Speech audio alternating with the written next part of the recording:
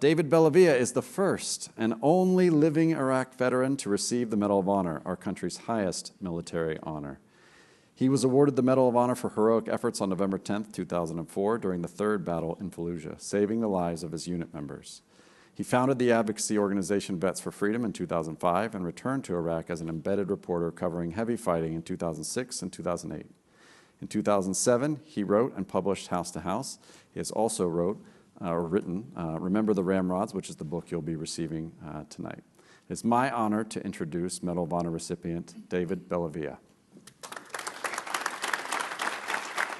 Appreciate that. Thank you very much. Great job. Great job.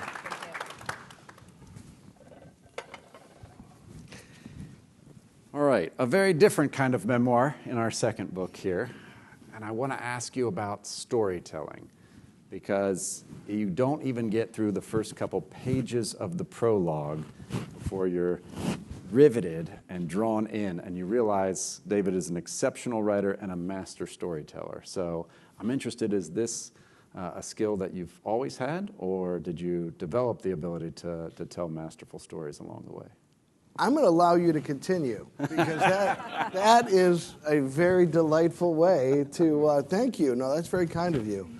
I want to, first of all, I see these young men and women about to go into service right now in Annapolis. I see all these young people. There's some crusty sergeant majors out there, and got the colonels running around here. And Tom, what you've done with this organization, your leadership as well, this is moving the needle. I'm just proud to be a part of it. I do what Barney Barnum tells me to do, by the way, which is to be a part of this. John Falkenberry, you might think he's standing. He's actually sitting. He's 8 feet tall. He's back there. He's with the Medal of Honor Society as well. What I found so strange about being in a group of recipients of the Medal of Honor, they all have these incredible stories, and yet none of them want to tell them.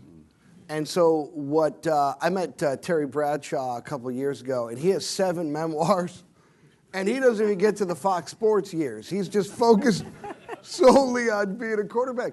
And I thought to myself, what if you just wrote a memoir?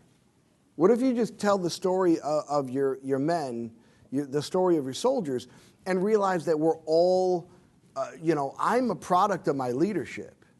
That's who I am. That's how I was raised. The Army, my officers raised me. Got a Secretary of the Navy here.